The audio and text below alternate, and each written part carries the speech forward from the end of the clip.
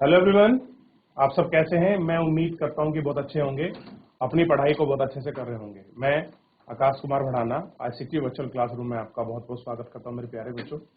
जैसा आपको पता है कि हमारी जो है बच्चों 8th क्लास है और 8th क्लास में हम लोग देख रहे हैं पॉलिटिकल साइंस, और इसी में हम लोग देख रहे थे प्राथमिक सूचना और आपकी प्राथमिक जिसके FIR बोलते हैं।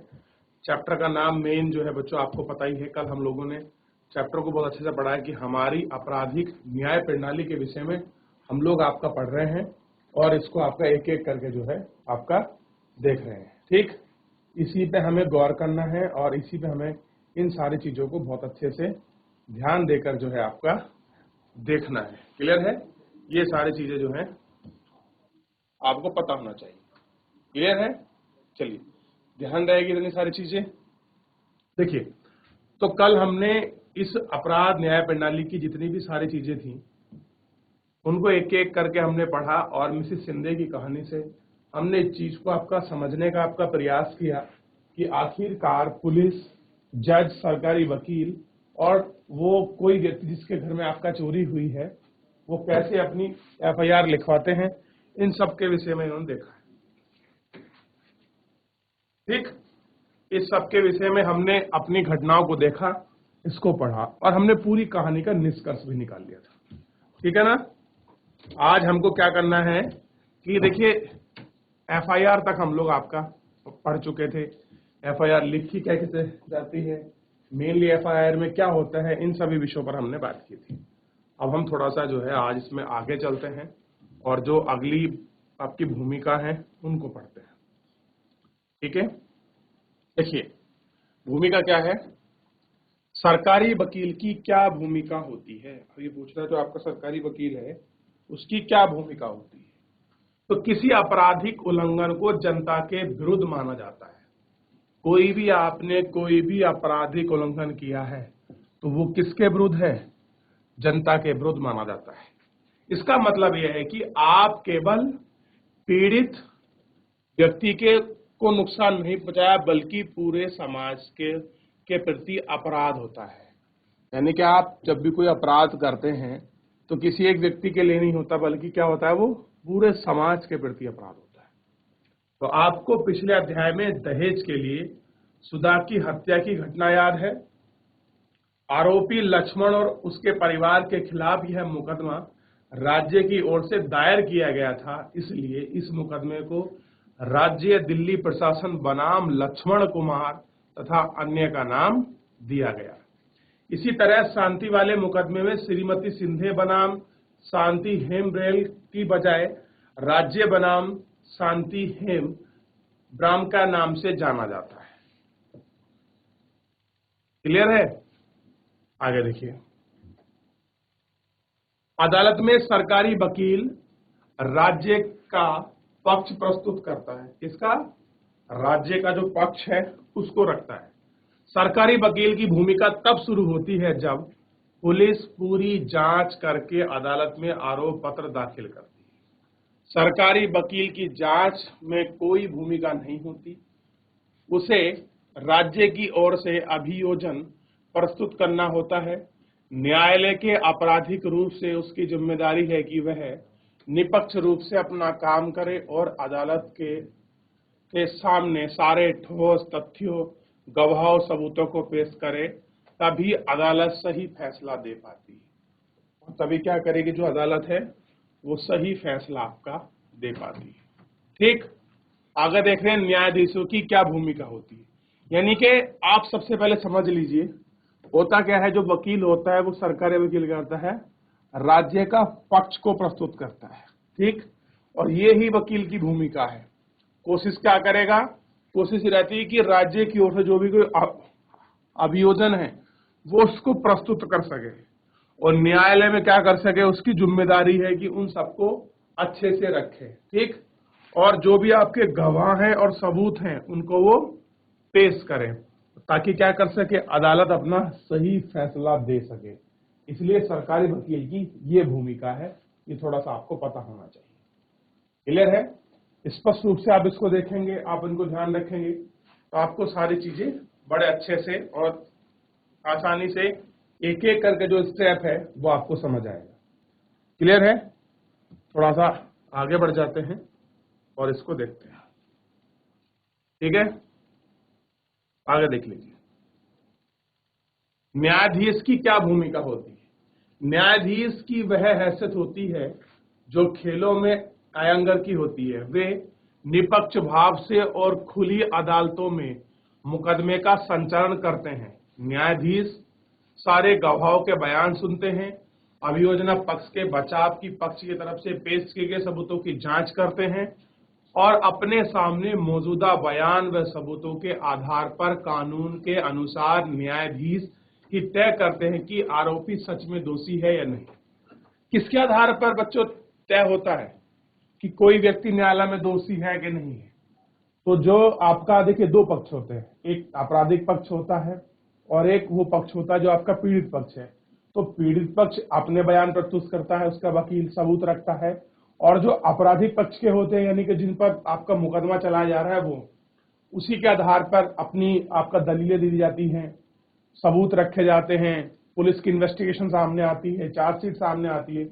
फिर उसके बाद क्या करते हैं, जज महोदय, न्यायाधीश महोदय उन पर सब पर विचार करके ये कोशिश करते हैं कि सच में कौन दोषी है और कौन दोषी नहीं है। अगर आरोपी दोषी पाया जाता है, क्लियर है, आरोपी क्या है, अगर आपका दोषी पाया जाता है तो ऐसे में क्या होगा देखिए, तो न्यायाधीश उसे सजा सुनाते हैं। क्या मिलेगी उसे? जज के द्वारा, जो आपके न्यायाधीश हैं उनके द्वारा उसको सजा मिलेगी। वह कानून में दिए गए प्रावधानों के हिसाब से दोषी व्यक्ति को जेल भेज सकते हैं या उस पर जुर्माना लगा सकते हैं या एक साथ दोनों सजा कर सकते हैं। अब देखिए, तो उस व्यक्ति को क्या कर सकते हैं, वो आपका जेल भेज सकते हैं, जेल ना भेज तो आपका जुर्माना लगा देंगे, या फिर दोनों कर देंगे, जेल भी भेज देंगे और आपका सजा भी दे देंगे। तो ये जज इसके लिए बिल्कुल स्वतंत्र है, उन पे कोई उनको रोक नहीं सकता। अब है निपक्ष सुनवाई, फेयर आपका ट्रायल जो होते हैं वो क्या होते हैं कि आप किसको कहेंगे कि निपक्ष आपकी सुनवाई होनी चाहिए। तो फिलहाल जितना बड़ा है इसमें कुछ पूछना है, कोई डाउट है, कोई चीज समझ नहीं आ रही मेरे प्यारे बच्चों, आप सबसे पहले मुझसे वो पूछ लीजिए, फिर हम लोग क्या है आगे बढ़ चलेंगे। और इसमें और बहुत सारी चीजें हैं जिनको हमको आपका बहुत विस्तृत से आपकी चर्चा करनी है और एक एक करके हमें देखना है।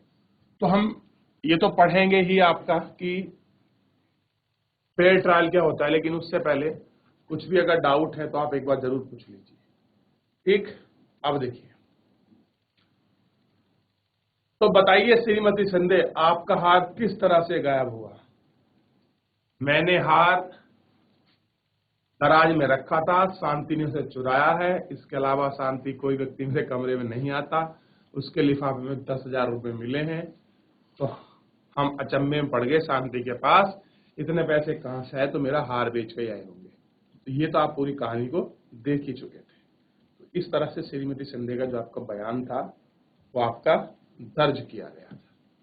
ठीक, अब देखिए निपक्ष आपकी जो सुनवाई है फेयर ट्रायल के बारे में पढ़ते हैं थोड़ा सा। देखिए, आइए थोड़ी देर के लिए कल्पना करें कि अगर न्यायाधीश महोदय शांति को किसी मुकदमे या किसी तरह के संचालित करते हैं तो क्या हो सकता है। अगर अदालत में शांति को आरोप पत्र और गवाहों, जो गवाह थे उनके बयान की नकल ना दी होती तो क्या होता। अगर न्यायाधीश किसी ऐसी जगह पर मुकदमा चलाते जहां शांति और सुनील दोनों ही नहीं जा सकते थे तो क्या होता। अगर न्यायाधीश ने शांति के अधिवक्ता रॉय को अभियोजन की ओर से प्रस्तुत ना किया गया तो श्रीमती सिंधे गवाहों से जिस तरह करने का पर्याप्त कर रही थी, समय ना दिखाई दिया और पहले ही मान लिया कि शांति दोषी है तो क्या होता।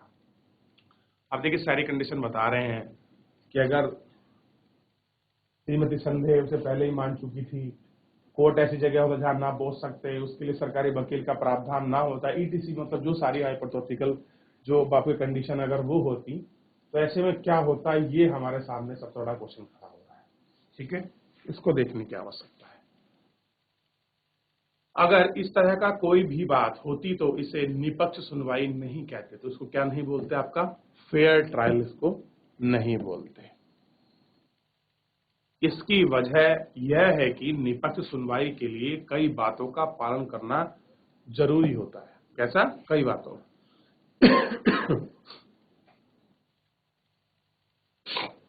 संविधान के अनुच्छेद 21 में जीवन जीने का अधिकार का आश्वासन दिया गया है।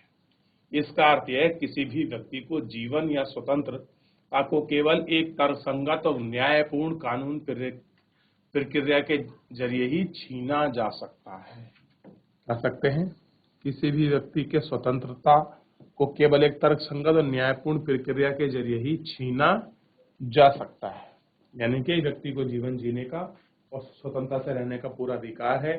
अगर ये आप उसका जीवन जीने का अधिकार, स्वतंत्रता से घूमने का अधिकार छीनते हैं तो उसमें क्या होना चाहिए? तर्कसंगत यानी कि लॉजिकल और आपका जस्टिस पूर्ण एक आपका प्रोसेस होना चाहिए। उसी के जरिए आप ऐसा कर सकते हैं। ठीक। निष्पक्ष सुनवाई में यह सुनिश्चित किया जाता है कि संविधान के अनुच्छेद 21 का पूरी तरह से पालन किया गया जाए। क्या हो? कि जो आर्टिकल 21 है उसका संविधान का पूरी तरह से क्या होना चाहिए? पालन किया जाना चाहिए। अब आइए चित्रपट कथा में दिए गए शांति के मुकदमे पर वापस लौटते हैं और एक निष्पक्ष सुनवाई के मूलभूत आपके तत्वों पर ध्यान देते हैं कि जो उसके मूलभूत तत्व हैं उन पर हम लोग थोड़ा सा आपका ध्यान देते हैं। अब देखिए, ये मेरे मुकदमे के कागज है। मेरे मालिकों ने हार चुराने का झूठा आरोप मुझ पर लगाया है। उन्हें शांति के बक्से में 10,000 रुपए मिले थे।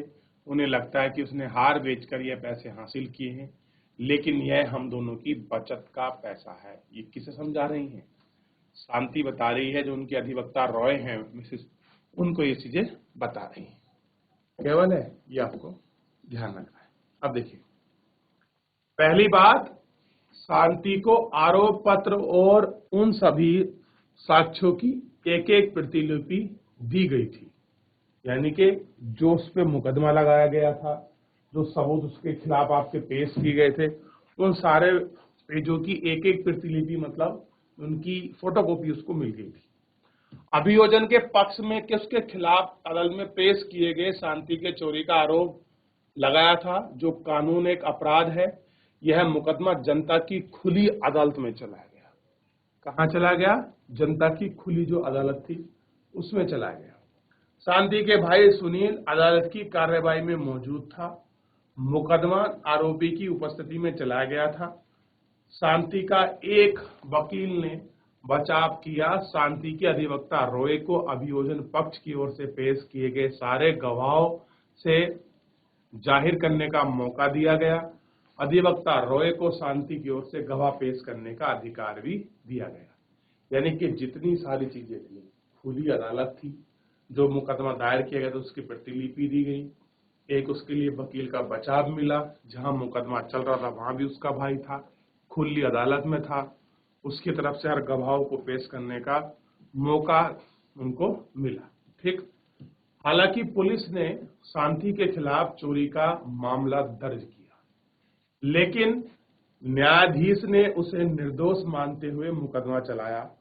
अब अभियोजन पक्ष क्या कह रहे हैं कि अब अभियोजन पक्ष को निर्णायक रूप से सिद्ध करना है कि शांति ही दोषी है। इस मुकदमे में अभियोजन पक्ष ऐसा नहीं कर पाया। क्या नहीं कर पाया? अभियोजन मतलब जो ये कह रहे थे कि शांति ने चोरी की है, अब उनकी रिस्पॉन्सिबिलिटी की वो सिद्ध करें कि शांति किस प्रकार आपकी गुनहगार है, और वो क्या नहीं कर पाए? इस चीज को आपका जो है सिद्ध जो है आपका नहीं कर पाए। आप तो कह रही हैं कि आपने शांति को चोरी करते हुए नहीं देखा, और न ही आपको शांति के पास चोरी का हार मिला। पिछले 3 साल में जब शांति आपके घर में काम कर रही है तब से वो कोई भी चीज आपके घर से नहीं चुराई। आपने हर महीने उसे 1,000 रुपए आपका पगार भी देते हैं। क्या करते हैं आप? 1,000 रुपए वहां से पगार भी देते हैं। तो फिर ये कैसे गुनहगार हो गई? ये सारी बातें वो कर रहे हैं। तो फिलहाल आप इतना समझिए कि फिर जो आपका फेयर ट्रायल है वो आपको समझ आना चाहिए कि क्या है फेयर आपके ट्रायल के अंतर्गत, और किन किन चीजों को हम फेयर ट्रायल के अंतर्गत रखते हैं, और क्या उसके कानूनी प्रावधान है, और हम किस चीज को कहेंगे ये आपका फेयर ट्रायल है। देख लिया इतना? चलिए इसको देख लीजिए, कुछ पूछना है मुझसे पूछ लीजिए।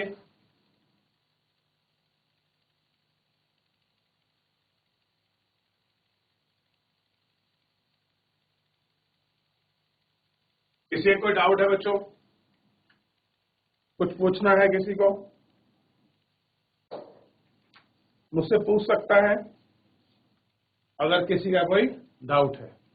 अब कह रहे हैं कि महत्वपूर्ण बात यह है कि न्यायाधीश ने अदालत के सामने पेश किया गए साक्ष्यों के आधार पर ही मुकदमे का फैसला सुनाया। कह रहे हैं कि सबसे बड़ी इंपॉर्टेंट बात यह है कि जो भी जज के सामने जो आपके सबूत आपके पेश किए गए थे, एविडेंस के बेसिस पर ही क्या हुआ, मुकदमे का फैसला हुआ। न्यायाधीश ने शांति की कमजोर स्थिति के आधार पर बिना सोचे समझे फैसला नहीं लिया कि वह सच में चोर है, या इसकी बजाय न्यायाधीश का आचरण लगा कि निपक्ष रहा है। चूंकि साक्ष्यों से यह सिद्ध हो गया है कि शांति के बजाय कुछ युवक ने चोरी की है, इसलिए उन्हें शांति को आजाद कर दिया, और शांति को इसलिए न्याय मिल रहा क्योंकि उसे निपक्ष सुनवाई का मौका दिया गया। और कह रहे हैं कि यही चीज है कि शांति को क्या मिला, निपक्ष आपका न्याय का आपका मौका मिला।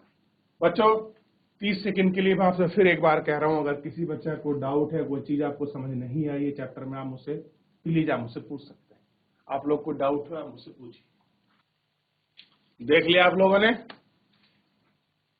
ठीक है बच्चों।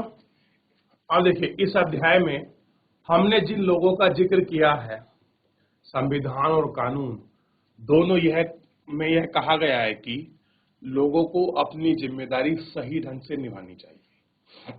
इसका मतलब है कि प्रत्येक नागरिक, चाहे वह विभिन्न वर्ग, जाति, धर्म, विचार, मान्यताओं का हो, लेकिन उन्हें निपक्ष सुनवाई का अधिकार है। कानून का शासन कहता है कि कानून सबके सामने हर कोई बराबर है। अगर प्रत्येक नागरिकों को संविधान के माध्यम से सुनवाई का अधिकार ना दिया जाए तो इस सिद्धांत का कोई खास मतलब नहीं रह जाएगा। क्या नहीं करेगा कि अगर आप लोगों को निपक्ष सुनवाई का महत्व नहीं देंगे तो कोई आपका मतलब जो है आपका नहीं रह जाएगा। ठीक है, ये आपको थोड़ा सा ध्यान रखना है और ये थोड़ा सा आपको देखना है। ठीक है, चलिए। तो इसमें अगर कोई डाउट है, कोई चीज समझ नहीं आई है तो आप मुझसे पूछिए, नहीं तो हम लोग आगे बढ़ जाते हैं। और देखिए ये शांति की वो फोटो है जब शांति आपका जेल के अंतर्गत थी। तो बड़ी एक अलग स्थिति है। देखिए किसी व्यक्ति को बिना सबूत के ही और आपकी सोच के आधार पर आप किसी को मुकदमे में अगर डाल देते हैं तो ये बड़ी अलग स्थिति हो जाती है। ठीक है, ध्यान रहेगा इतना। देख लिया आप लोगों ने? चलिए अब ये थोड़े थोड़े जो आपके प्रश्न हैं आप इनको देख लीजिए, कोई इतने इंपॉर्टेंट जो भी हैं, लेकिन इसमें कुछ शब्द हैं जो बहुत ज्यादा महत्वपूर्ण हैं जिनको हमको एक बार जरूर देखना चाहिए। ठीक, और इन पर हमको गौर भी करना चाहिए। जैसे आरोपी किसे कहते हैं? इस अध्याय के संदर्भ में ऐसे व्यक्ति को आरोपी कहा गया है जिस पर अदालत में किसी अपराध के लिए मुकदमा चल रहा हो। अपराधी कौन है? जिस किसी पर आरोप लगा रहे हों और उस पर कोर्ट में मुकदमा चल रहा है, यानी कि जिस पर अदालत में किसी अपराध में मुकदमा चल रहा है वो अपराधी है। अब ये तय करना है कि अपराध सिद्ध हुआ है कि नहीं हुआ। संज्ञान का मतलब देखिए, इस अध्याय में अपराधों के संज्ञान अपराध कहा गया है जिसके लिए पुलिस किसी व्यक्ति को अदालत की अनुमति के बिना गिरफ्तार कर सकती है, यानी किसी को संज्ञान में ले सकती है। जब कोई व्यक्ति गवाह अदालत में अपने बयान देता है तो दूसरा पक्ष वकील उसे भी कुछ सवाल पूछता है और उसके पिछले बयान को सही या गलत साबित करता है, जिसको क्या कहते हैं? जी, ठीक है, जी हर कहते हैं।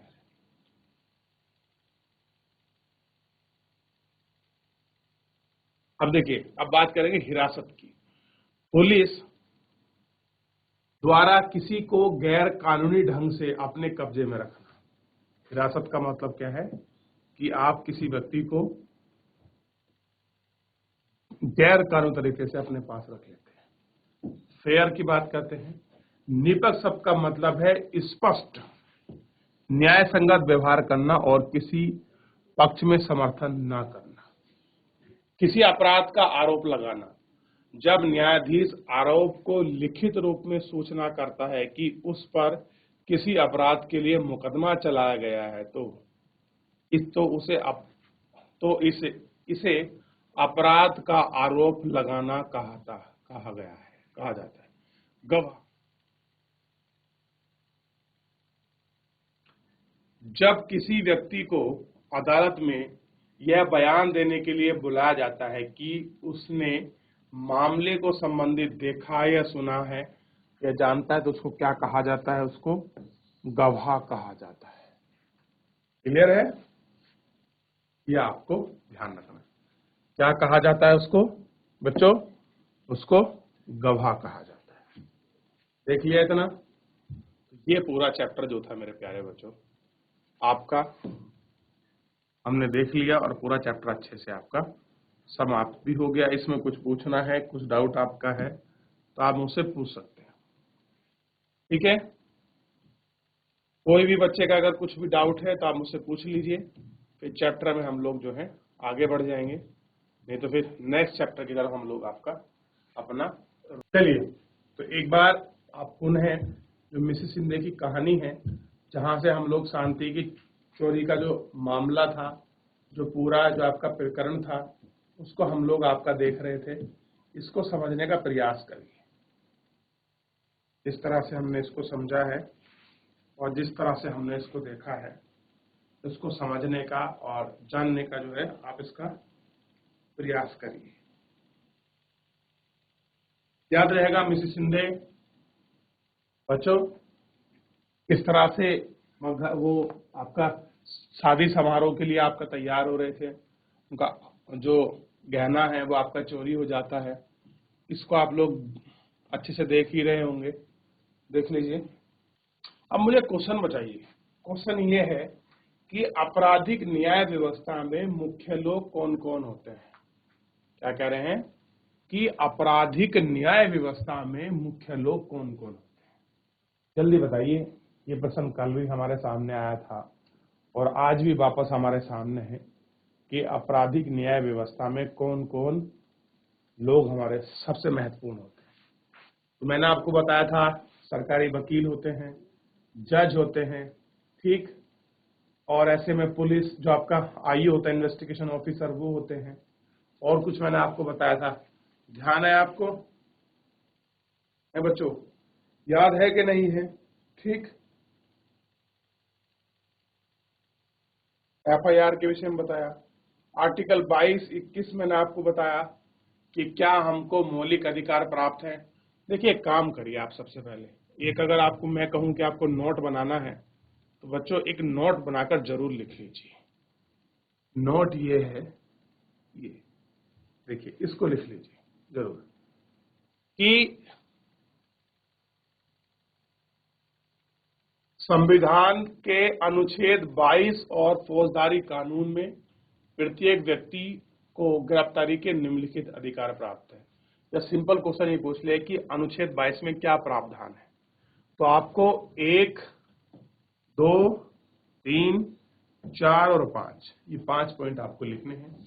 एक एक करके आप इनको कॉपी करना प्रारंभ करिए, फिर मुझे बताइए कि गिरफ्तारी के समय उसे यह जानने का अधिकार है कि गिरफ्तारी किस कारण से की जा रही है। यानी कि वो जान सकता है या वो पूछ सकता है कि उसकी गिरफ्तारी किस लिए हो रही है। दूसरा है, गिरफ्तारी के 24 घंटे के भीतर क्या करना पड़ेगा, उसको मजिस्ट्रेट के सामने पेश करना होगा। मजिस्ट्रेट का मतलब होता है दंड नायक, लिख लीजिए। मजिस्ट्रेट का मतलब है दंड नायक। दूसरा है, गिरफ्तारी के दौरान हिरासत में लेने की तरह आपका दुर्व्यवहार यातनाओं से बचने का अधिकार है कि अगर आपने गिरफ्तार कर लिया है पुलिस ने, तो आप उनको मार नहीं सकते, पीट नहीं सकते, आप उनका दुर्व्यवहार नहीं कर सकते। ठीक। अगला है, पुलिस हिरासत में दिए गए इकबालिया बयान को आरोपी के खिलाफ सबूत के तौर पर इस्तेमाल नहीं कर सकती। यानी कि जो उसने बयान दिया है उसे नहीं कह सकती कि इसने बयान को पापा कबूला है, बिना बात नहीं लगा सकती। उसमें लिखित स्टेटमेंट और बहुत सारे कोर्ट प्रोसीजर होते हैं, ठीक, जिनके आधार पर ये सारी चीजों को देखा जाता है और तय किया जाता है। फिर लास्ट है 15 साल से कम उम्र के बालक और किसी महिला को सवाल पूछने के लिए आप थाने नहीं बुला सकते। ये सब कुछ आपको याद रखना था। इसी तरह से जो है मेरे प्यारे बच्चों, आपका चैप्टर जो है पूरा खत्म हो गया। एक बार एफआईआर की फुल फॉर्म लिख लीजिए, प्राथमिक सूचना रिपोर्ट, फर्स्ट इंफॉर्मेशन। फिर हम लोग आगे बढ़ चलेंगे और चैप्टर को समाप्त हो जाएगा। और इसी के साथ फेयर ट्रायल के आप चीजों को देख लिया, सिंधे की पूरी कहानी को पढ़ लिया, यानी कि ऑलमोस्ट हमने सारी चीजों को देख लिया। ठीक, तो हमने इस तरह से पूरे चैप्टर को बहुत अच्छे से पढ़ा मेरे प्यारे बच्चों, बहुत अच्छे से हमने इस चैप्टर को देखा और हर एक पहलू पर हमने इसके आपका गौर किया। तो शांति की कहानी थी, उस पूरी कहानी को भी हमने देख लिया।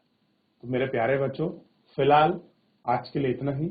मिलते हैं नेक्स्ट लेक्चर में नए आपके लेसन के साथ, नए आपके चैप्टर के साथ। आप तब तक अपना ध्यान रखिए, स्वस्थ रहिए, अपनी पढ़ाई को बहुत अच्छे से करते रहिए और मुझसे जुड़ने के लिए आपका बहुत बहुत धन्यवाद।